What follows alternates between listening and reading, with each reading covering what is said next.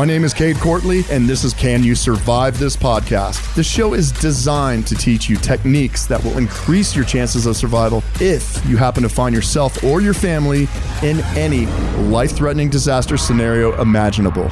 Each episode will put you smack in the middle of a new disaster scenario as I challenge my guests to see if they have what it takes to get out alive. Knowledge is power, people. Can you survive this podcast?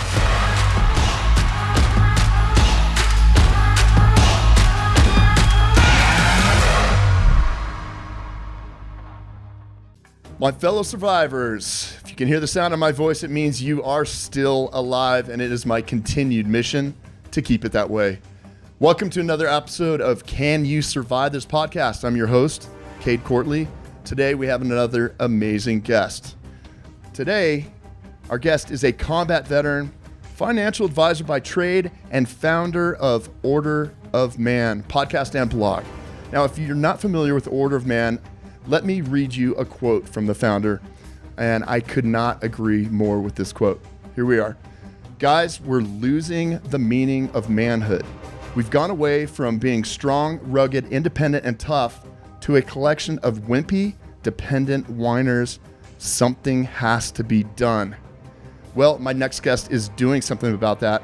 So please welcome our next guest, Ryan Michler. Ryan, how are you, buddy? Cade, it's good to see you, man. I'm glad to be joining you. All right, it's that time. You ready to play the game? I think I'm ready. We'll see how we do. I'm a little nervous. All right, this is fun. So I'm going to drop you right into a survival situation. And over a series of 10 events, you will choose A or B, much like the old choose your own adventure books. If you choose the right one, it's plus 10 points. If you choose the wrong one, it's minus 10 points. Any questions about the game before I drop you into survival world? My heart's pounding a little bit. Let's get after it. All right, brother, here we go. We touched on it already. You're out hunting. You've got your brand new 300 Win Mag you've been waiting 9 months for, but you finally got it. And it's late in the day. You've been out for hours. You've been stalking an elk. It's very dry conditions, but the wind has picked up significantly recently. And you look up and you see a massive storm on the horizon rolling toward you. It also happens to be in the direction of your truck, which is probably about 2 hours away. Any questions yet before your first decision? Are you asking if I have any questions? Any questions before we get rolling? That's your scenario. I think I got it. All right, here we go. Massive storm heading your way. Do you head to the truck in the direction of the storm, or do you look around in the area and try and find shelter? I think I'm going to dig in. Digging in is good. It never makes sense to walk toward a storm, especially a massive one. You've got some time, so you head over. That's plus 10 right out of the gate, by the way. So you head over to a group of trees and you set up a hasty shelter in this group of trees. Excellent. All right. So you're in this crop of trees, you're settling in. A few minutes later, you start hearing thunder, and it's getting closer and it's getting more intense. Do you stay in this group of trees where you've set up this hasty shelter, or do you move to an open area? Thunder and lightning approaching. Can I ask a clarifying question on that? Am I in some sort of a valley or a canyon or something like that, or am I on decent or relatively high ground? Decent ground, fairly open. High ground is to the right, lower ground to the left. You're in a crop of trees in your hasty shelter. Lightning is approaching. Staying in the trees or getting out into an open area? Keyword is lightning. I guess I hear you. I guess I'm getting away from the trees. I don't want to get struck by lightning. So yeah, I'm probably going to avoid the high trees so I don't get struck by lightning or get a tree to fall on me. Absolutely. You want to move to an open area. It sounds very counterintuitive with the storm, but the first thing that can kill you is the first priority you need to address. That's lightning. Lightning likes trees. You're in the trees. You're going to get out into an open area. Plus 20, brother. Keep it up. Okay. On a roll. Yes, you are. So again, you want to get away from anything tall that attracts lightning like trees. So you get out and you lie flat on the ground in an open area, which is the best position to be in. You want to be as low to the ground as possible. Now, you know your wife is starting to get worried because it's getting late. So, do you attempt to make a phone call and let her know what's going on, or do you stay low and unsling your rifle?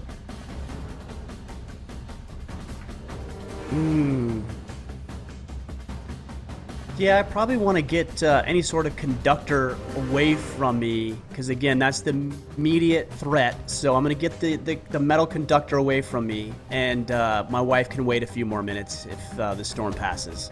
That's excellent. Yes, you've got a lightning rod on your back. Let's get that thing away from you. Another thing a lot of people don't realize, another thing that lightning likes, electronics, like a cell phone.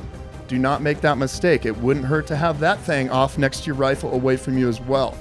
So, plus 30, brother. Keep rolling. Lightning's getting worse. You look up and you see what appears to be an old abandoned cabin. Do you leave that brand new 300 Win Mag rifle and low crawl to the cabin, or do you get up and try and get there by sprinting as fast as possible? Low crawl or sprint to get there as fast as possible? Low crawl without the rifle, you're saying, or Yep. grab the rifle and run? Yep. I'm gonna low crawl. Yes, unfortunately, and hopefully the rifle will still be there, but you need to leave that behind. And again, if you get up, you're making a larger target and a moving target. Lightning likes both of those. So you low crawl over, You get to the cabin. I didn't know that. Moving target. Lightning likes moving targets. It does. It likes things that are Interesting. tall and things that move and things that are didn't know metal that. and things that have electronics. So you low crawl over, you get to the cabin, you bust down the door. Oh, sorry, plus 40. You're on a perfect score. Keep it going. You bust down the door and get inside the cabin. Okay, it sounds like a war zone outside. You place yourself in the middle of the cabin, which is the smartest place to be in a structure during lightning. About 30 minutes has passed. Some of the lightning is still out there, but you start smelling smoke. You take a look out the door, and you see a wall of flames in the distance. Do you stay put in the cabin, or do you decide it's time to get out of the cabin and move? Stay put in the structure or get out and move?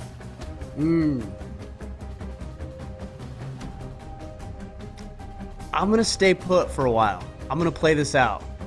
I would not recommend that, and here's the reason why. High winds coming directly at you, a wall of flames, an old wood cabin is going to go up like tinder. So, if you're going to die, do you want to do it sitting Indian style in an old cabin or running like hell and earning it? Fair enough. That's Fair okay, enough. though. That's okay. So we get you back down. To a plus 30. Okay, so we get you out of that cabin, but before you leave, you have to make a choice. You can only choose one. You see an old plastic canteen and it's filled with water, or you see a wool blanket. You only get to choose one. Plastic canteen with water or a wool blanket. Fire is approaching. Think about the Oh, first, man, the this is getting- first this is thing getting that can harder. kill you. What's the first thing Yeah, that can I kill you?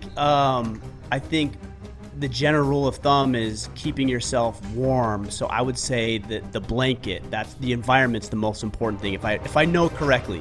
That is the correct answer for this question. Now look, dehydration sucks, but you can go 3 days without water. Right now, your primary concern is that fire, and I'll explain to you in a little bit why this wool blanket, which is non-flammable for the most part, might end up saving your life. Back to plus 40. Okay, also folks, before you go back out into this area, try and remove any synthetic clothing, okay? And any jewelry. Both of those things, fire loves. Your body will hate it if it catches on fire. So take the time to get that stuff off. All right, so you're moving. You see the fire right there. and you decide, I'm going to move perpendicular either up this hill to my left or down the hill to the right. So you decide, the smart decision, move perpendicular to the fire, up a hill or down. I don't know the answer, but I'm going to assume the fire is going to move up, so I'm going down. Excellent. Excellent. Now, folks, normally you always hear climb to safety, and that's really good in many situations, especially like flooding. But fire loves to travel up a hill. So the best decision is to go down plus 50. That's excellent. All right, buddy, keep it up. So in this case, again, with fire, don't climb to safety. All right, you're hauling ass down this hill. Fire is on your tail. You see a small creek in front of you. Do you sprint right over that thing, or do you stop and soak your clothes in blanket? Do you keep moving because this thing's on you, hurdle it, keep moving, or stop, soak your clothes in blanket? I think I would get wet. I don't think it'll take that long, and I think it just adds another level of protection. So I think I'd take a quick bath and hop back out on the other side. You're absolutely right. If you can wet down your clothes, you're giving yourself an extra layer of protection. That's buying you more time in a really shitty situation. Plus 60. Okay, so you just finished up. You're getting everything wet. You look up, and you are now surrounded by the fire, although it's not as bad in the direction you were traveling.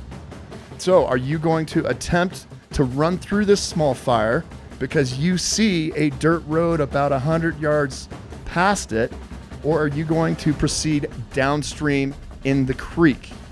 Are you going to attempt to get through this small wall of fire to what looks like a dirt road, or are you going to stay in the creek and proceed downstream in the creek? All right, now I'm going to draw upon a hint that you gave me. I'm thinking that I can cover myself up with the wool blanket or whatever the blanket was and get to that dirt barrier for the fire as quickly as I possibly can. But do you know what's happening on the other side of that dirt road? Where you know water is safe, and safe water usually leads to a safe spot. That's okay. That's okay. Go to a lake. Yes, I can see that. All right. That's okay. That's all right. You're still plus 50. You are still alive. Final one. Okay, so final one here. The creek feeds into a lake. You are totally surrounded by a raging fire.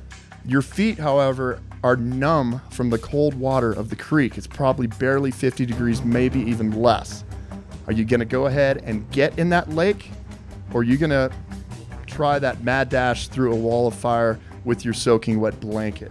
Get in the lake, or try and bust through a small wall of fire. Remember, what is going to kill you first? Yeah, I think the hypothermia is going to render you pretty obsolete very, very quickly. So I'm going to make the mad dash. Oh, you had it though. Hypothermia, you've got maybe an hour, maybe two. Okay, yeah, you got some time. If you burn up. And I tell you what, if I'm going to go, I'd rather freeze to death than melt. Because you'll drift peacefully off Yes, into... exactly. But you did great. You ended up with the plus 40, and I think there were a lot of really good learning lessons. Feel disappointed. Maybe I can do a round two at some point down the road. Let's make that happen. Your instincts were great on a lot of this stuff. Hey, you probably remember from the military after action report, AAR, or after action review. What did you learn from this experience, Ryan? The thing that really stood out as you were going through that is, what is the immediate threat? That's something I've thought about, but you really drove home that is like, okay, look, you're faced with 3 to 5 threats, whatever they may be. Let's deal with the first one first. And if we can get past that, then we can deal with the next one, then the next. The thing that can kill me first is what I need to address first. So, Ryan Michler, you did awesome, buddy. Thank you for being part of this podcast. Thank you for what you're doing. I appreciate it. And my girlfriend's got her boys listening to your stuff, and they appreciate it, which means I really appreciate it. So keep it up. Thank you so much for your participation, for your time, and have a great weekend, brother. Thanks, Cade. I appreciate you, man. Hey, folks, the best way to support our show is to subscribe, rate, and review on Apple Podcasts or your favorite podcast platform. You can also check out our YouTube channel for video content of all of our episodes. So ring that bell to subscribe, and if you have any survival questions you want answered, just leave it in the comments so you can be a survivor, not a statistic. Can You Survive This Podcast is a Cavalry audio production, recorded live from the bunker in Denver, Colorado. Hosted by me, Cade Courtley. Produced by Brandon Morgan and Cade Courtley. Associate producer is Jeff Apple. Executive produced by Keegan Rosenberger and Dana Brunetti.